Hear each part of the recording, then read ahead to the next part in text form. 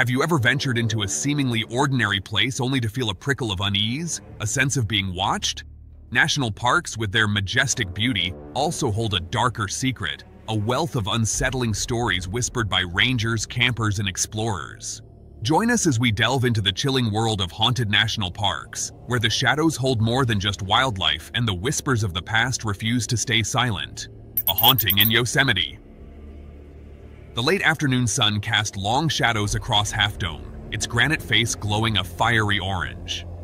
Sarah, an avid hiker, adjusted her backpack, a satisfied smile playing on her lips. She'd conquered Vernal and Nevada Falls, and now, with only a short stretch left to reach her campsite at Little Yosemite Valley, she felt a surge of accomplishment. The air, crisp and thin at this altitude, carried an unsettling stillness.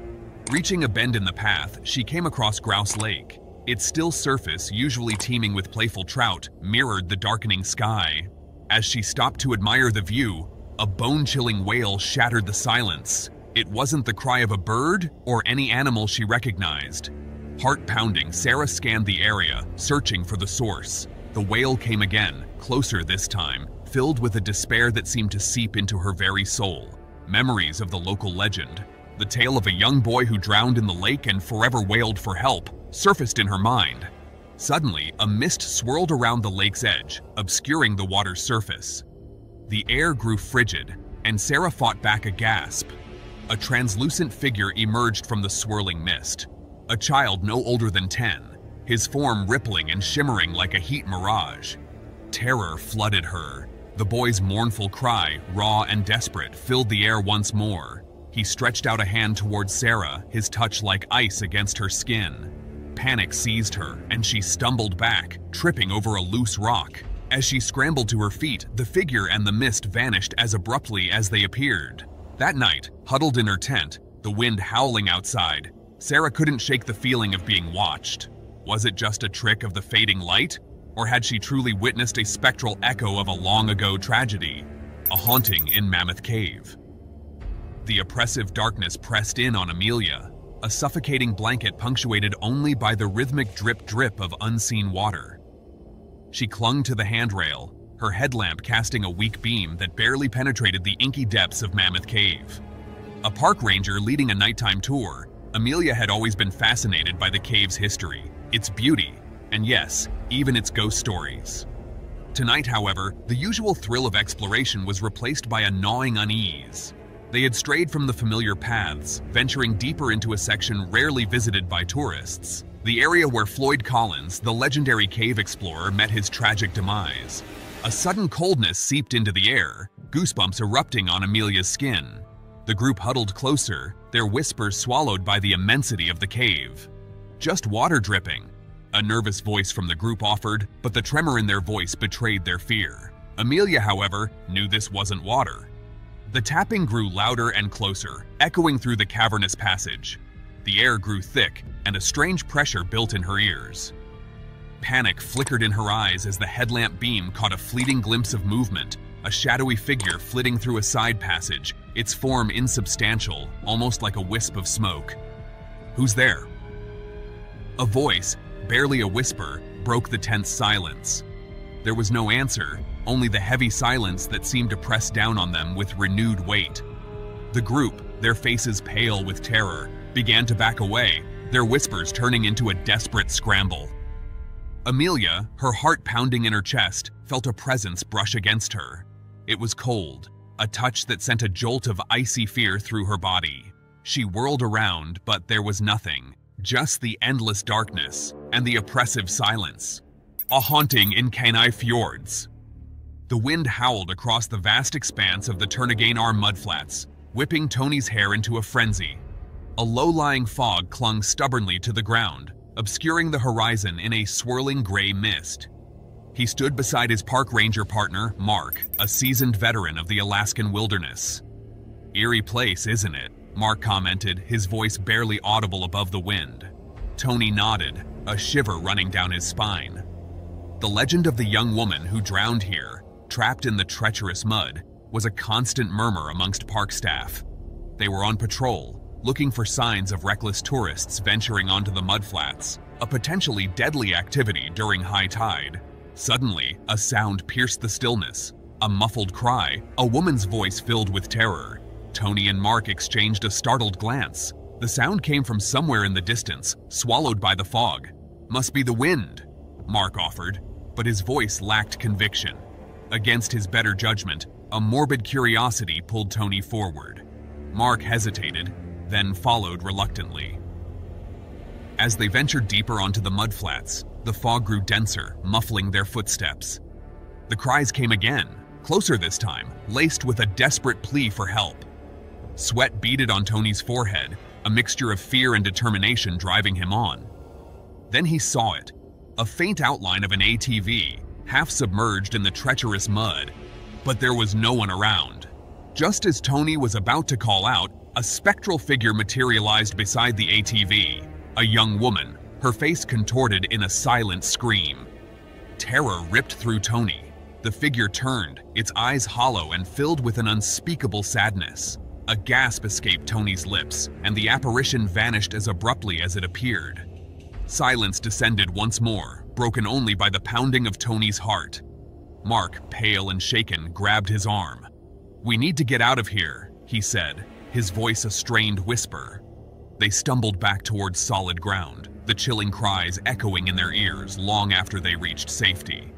Back towards solid ground, the chilling cries echoing in their ears long after they reached safety.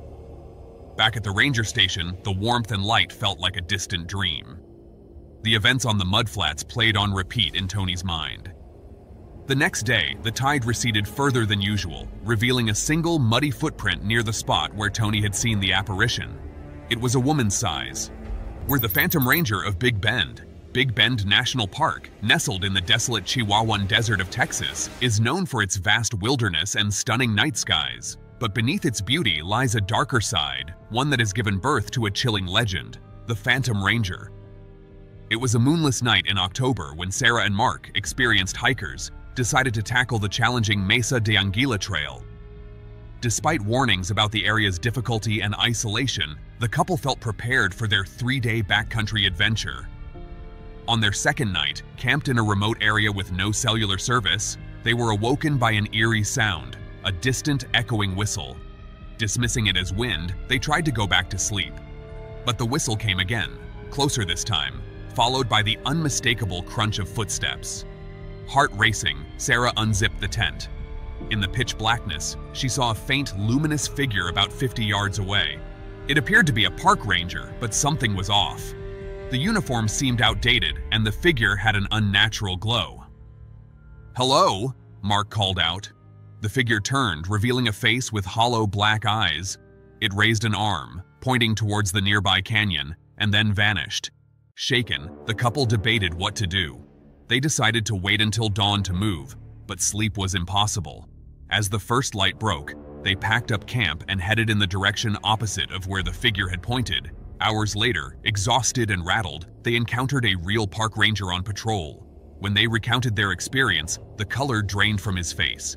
He explained that they weren't the first to see the Phantom Ranger. Legend had it that in the 1950s, a dedicated park ranger had died trying to save lost hikers in that very canyon. Since then, hikers reported seeing his ghostly figure on moonless nights, always pointing towards the canyon. Some believed he was still trying to guide lost souls to safety, while others thought he was luring them to their doom. The ranger then delivered more chilling news. A massive flash flood had torn through the canyon that morning, precisely where the Phantom had pointed. Had Sarah and Mark followed its direction, they likely wouldn't have survived. As they were escorted back to safety, the couple couldn't shake the feeling that something otherworldly had intervened. Was the Phantom Ranger trying to save them or doom them? The answer remained as elusive as the spectral figure itself. To this day, hikers in Big Bend's backcountry report similar encounters on dark nights. Park officials neither confirm nor deny the legend, but they do warn visitors about the unpredictable and often dangerous nature of the park's remote areas. Whether you believe in ghosts or not, one thing is certain. In the vast, unforgiving wilderness of Big Bend, the line between the natural and supernatural can blur, leaving even the most skeptical hikers questioning what lurks in the shadows of this hauntingly beautiful landscape. The Whispering Caverns of Carlsbad. Carlsbad Caverns National Park in New Mexico is renowned for its spectacular underground chambers. But deep within its lesser-known passages lies a terrifying secret that park officials refuse to acknowledge: the Whispering Caverns. In 2018, experienced spelunkers Jake and Maria ventured off the designated tourist paths, armed with special permits for exploration. Their goal was to map an uncharted section of the cave system. 3 days into their expedition, they stumbled upon a narrow passage that seemed to pulse with an eerie, reddish glow. As they squeezed through, the walls felt unusually warm and soft. Emerging into a vast chamber, they were struck speechless. The cavern walls pulsated with a flesh-like substance veined with bioluminescent streaks, but it was the whispers that truly chilled them to the bone. Countless voices echoed from the walls, some pleading, others warning, in languages both recognizable and alien. Jake and Maria felt an overwhelming urge to touch the strange surface, but resisted. As they hastily documented their find, Maria's hand accidentally brushed the wall. She screamed as tendrils of the flesh-like substance wrapped around her arm, slowly pulling her in. Jake managed to free her, but not before she suffered severe burns and lacerations. They fled, barely escaping with their lives and sanity intact. Upon reporting their discovery, they were met with stern denial from park officials. Their permits were revoked, and they were banned from the park. Rumors of the Whispering Caverns spread among underground caving communities, fueled by blurry photos and Maria's scars. Some dismiss it as a hoax, while others believe it's a cover-up of a government experiment gone wrong. To this day, park rangers vehemently deny the existence of any such cavern. But on quiet nights, some swear they can hear faint whispers echoing from the deepest uncharted parts of Carlsbad Caverns, calling out to unwary explorers, hungry for their next victim.